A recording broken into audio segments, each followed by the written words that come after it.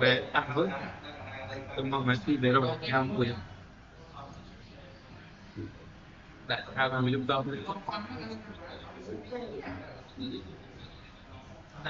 cái đánh cho ta là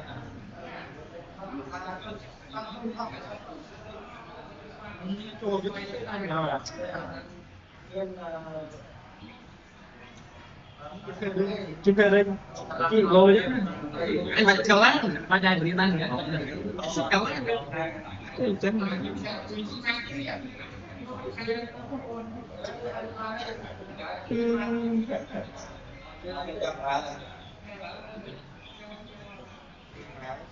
tăng đến tuổi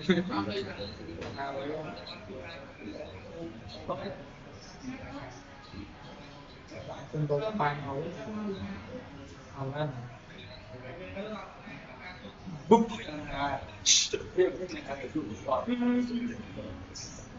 tại dùng như này đi cho tiếp lái để lên bánh tăng để bánh tăng chặn đi thấy tách ra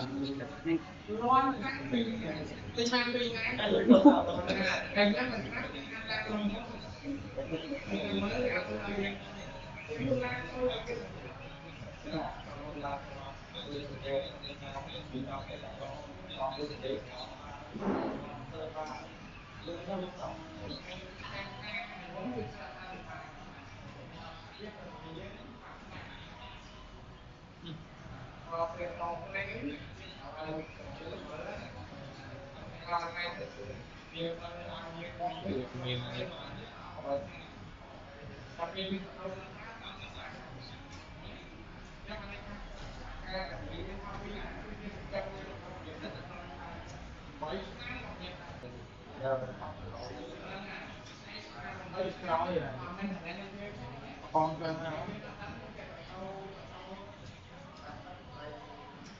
miễn skill rồi không